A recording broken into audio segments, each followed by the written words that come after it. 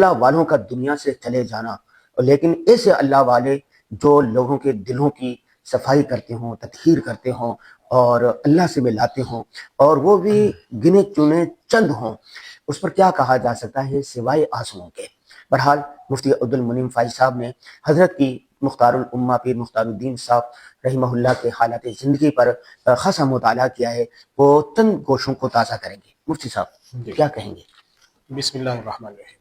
جو بات آپ نے کہی، اور حدیث شریف میں حضور صلی اللہ علیہ وسلم کا بھی یہی فرمان ہے کہ اللہ تعالیٰ جو علم کو اٹھائے گا تو وہ علم جو ہے وہ کسی اور طرح سے نہیں اٹھے گا، وہ علماء کے دنیا سے رخصت ہونے سے اٹھے گا، اور خصوصاً ایسے علماء جو اپنی زندگی میں اس علم کا پرتاؤ ہوں۔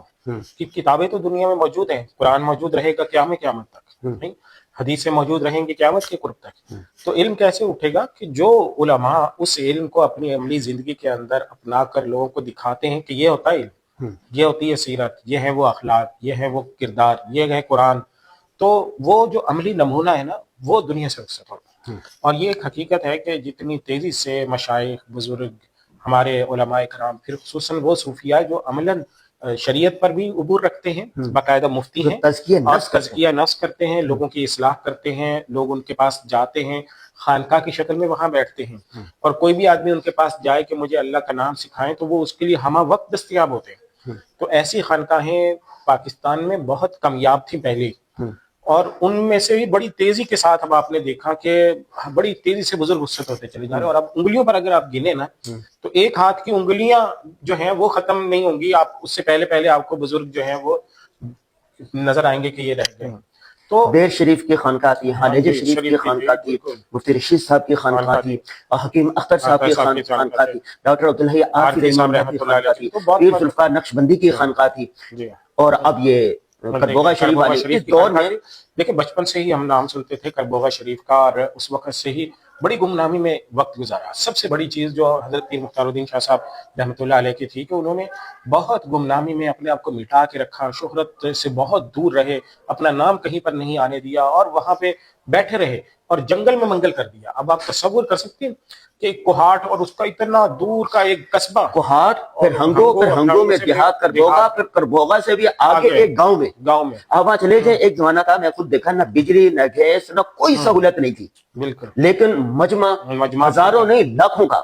اور رمضان المبارک کا 40 دن یا آخری عشرہ لاکھوں کی تعداد میں پاکستانی بیرون ممالک سے بھی لوگ آتے تھے۔ ہاں، وہ حضرت مولانا زکریا رحمۃ اللہ علیہ نے لکھا ہے نا کہ جو ہمارے بزرگ ہیں، خصوصاً خود مولانا زکریا رحمۃ اللہ علیہ، شیخ الحدیث حضرت مولانا زکریا رحمۃ اللہ علیہ کے ساتھ بھی یہ ہوا کہ جو آخری سال تھے اس میں ان کی طرف اتنا لوگوں کا رجوع تھا، لاکھوں کا مجمع ایک رمضان میں ایک ایونٹ پہ ان کے ساتھ جمع ہوتا تھا۔ تو آپ حضرت کا بھی یہ دیکھیں کہ جو آخری چند سالوں کے جو رمضان ہے ان میں جو مجمع ہوتا تھا ان گنت ہوتا تھا، مطلب تا حد نگاہ لوگ جمع ہوتے تھے، تزکیہ کرتے تھے اور اصلاح کرتے تھے، گناہوں سے بچنے کے طریقے، ذکر اللہ کی جو مجالس ان کی خصوصاً ہوتی تھی وہ کتنی زبردست ہوتی تھی۔ تو سب سے میرے خیال میں اہم یہ ہے کہ ہر شخص نے دنیا سے جانا ہے، اور ہر شخص یہ کوشش کرتا ہے کہ میں دنیا میں بہترین اپنی کارکردگی دکھا کر جاؤں۔ تو ایسے بزرگوں کی زندگی سے ہمیں ایک بڑا عملی سبق ملتا ہے کہ ایسے بزرگ جب دنیا سے جاتے ہیں تو اپنے پیچھے ایک صدقہ جاریہ کی پوری ایک لائن چھوڑ کے جاتے ہیں، جو حدیث شریف میں آیا نا کہ صدقہ جاریہ جو ہے وہ یا تو علم ہے جس سے فائدہ اٹھایا جا رہا ہے، یا آپ کی اولاد ہے جس سے جو آگے آپ کی لیگیسی کو لے کر چل رہی ہے اور نیک کام کر رہی ہے، یا پھر آپ نے کوئی جو صدقہ ہے کوئی ایسا رفاہی کام بنا دیا اور اس سے لوگ فائدہ اٹھا رہے ہیں۔ تو ایسے لوگوں نے اب حضرت حکیم صاحب کا دیکھیں، بلا شبہ صرف جامعۃ الرشید کے ہزاروں کی تعداد میں طلبہ ہوں گے، فضلاء ہوں گے جو حضرت سے بیعت تھے، ہے نا، یعنی یہ جو حضرت کے سلسلے سے بیعت ہوئے ہیں، اور کتنی بڑی تعداد میں پھر ان کے جو خلفاء ہیں ان کی ایک بہت بڑی تعداد تھی۔ تو یہ جو ہزاروں کی تعداد میں ان سے وابستہ لوگ رہے، جنہوں نے ان سے تزکیہ سیکھا، اصلاح نفس سیکھی، ذکر اللہ سیکھا، اللہ کے سے لو لگانا سیکھا۔ ایک بات ہے، پاکستان میں بر صغیر میں بھی دیکھ لیں، انڈیا میں، بنگلہ دیش میں، پوری دنیا میں بہت سارے اللہ والے تو ہیں، لیکن ان کی خانقاہیں ایکٹیو نہیں ہیں۔ بہت سارے بزرگ ہیں، خود تو اللہ والے ہیں لیکن ایکٹیو نہیں ہیں، یعنی ان کی مصروفیات جو ہیں وہ دیکھیں اس میں بھی جیسے حضرت شیخ الاسلام حضرت مفتی تقی عثمانی صاحب دامت برکاتہ کتنی بڑی نسبت ہے، حضرت ماشاءاللہ ایک مرجع ہے، ماوا ہیں دنیا بھر کے اہل علم کا، لیکن حضرت کی علمی مصروفیات ظاہر ہیں، فقہی اور پھر دنیا بھر سے جو لوگ ان سے رابطے میں رہتے ہیں، فتویٰ کی جو حضرت کی نسبت ہے وہ اتنی بڑی ہے کہ حضرت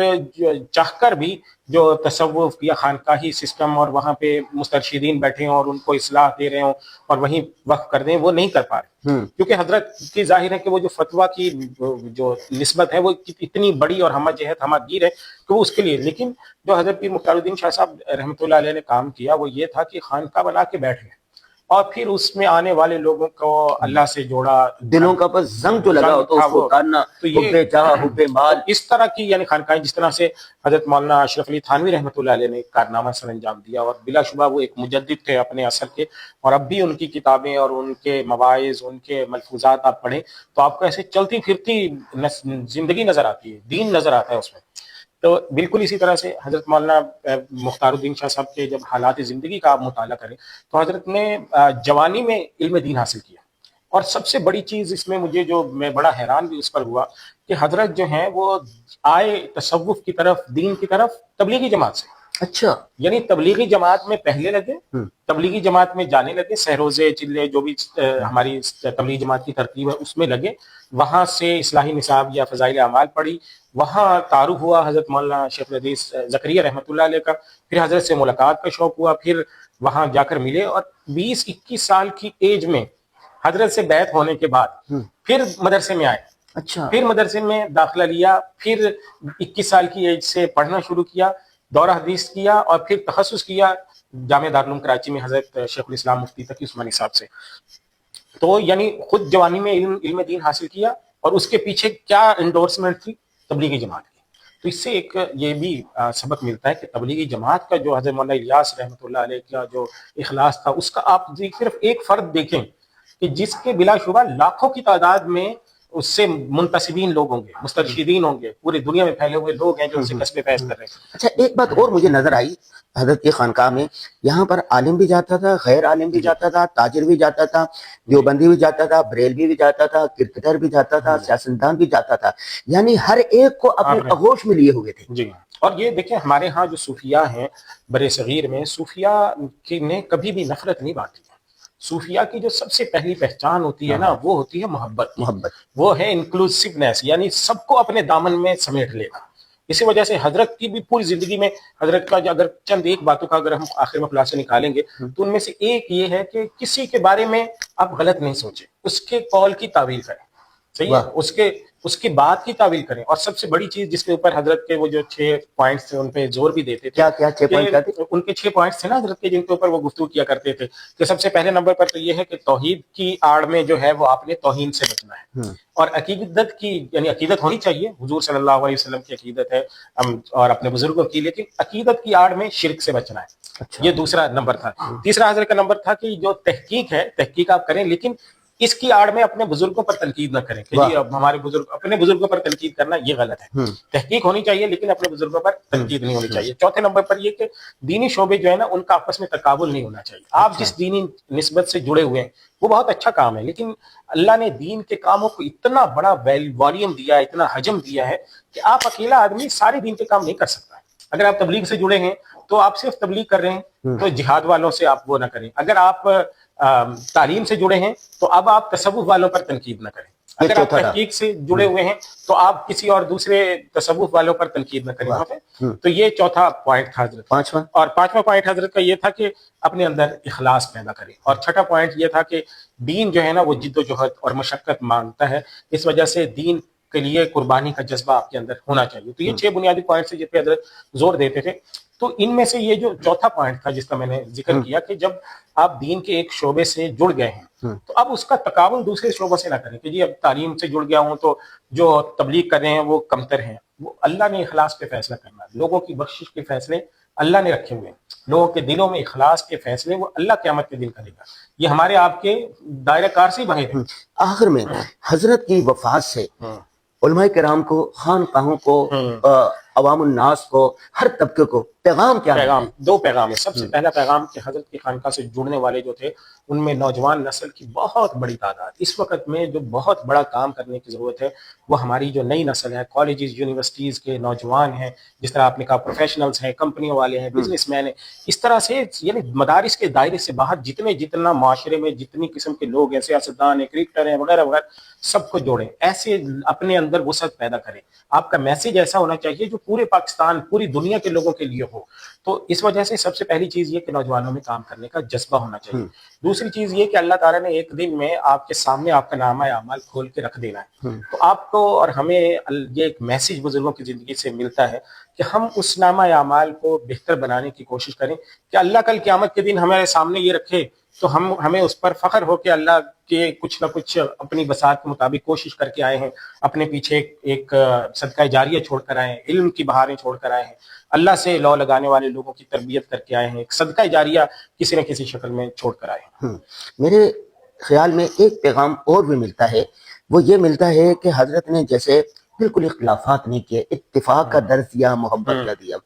آج کل خصوصاً علماء کرام کی اختلافی مسائل پر جس طرح تحقیر کی جاتی ہے, تنقید کی جاتی ہے, اور ان سے بھی بچنا چاہیے. اللہ والے کسی اور دوسرے کی تعویل کریں, اس پر الزام نہیں لگائیں جی, اس کے قول کی تعویل کریں. اور جب اختلاف ہوتا ہے, دنیا میں ہر جگہ ہوتا ہے, تو اس اختلاف کو آپس میں لڑائی جھگڑے کی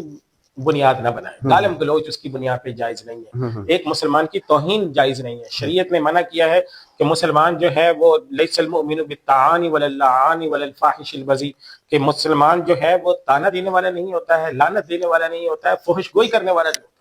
تو ہمارے ہاں فحش گوئی, لعنت, ملامت, طعنے بازی, دوسروں کی بے عزتی کرنا, تحقیر کرنا, توہین کرنا, لیکن العلماء ورثۃ الانبیاء, علماء کرام, جید علماء کرام, اللہ والے انبیاء کے وارث ہیں. اور انبیاء کا کام کیا ہوتا ہے؟ سب کے لیے دامن خوزے رکھنا, اور سب کے لیے دین پلانا, سب کے لیے خیر خواہی چاہنا. تو یہی پیغام ملتا ہے کہ آپ سب کے لیے دروازے کھلے رکھیں, اللہ سے تعلق جوڑیں اور محبتیں بانٹیں.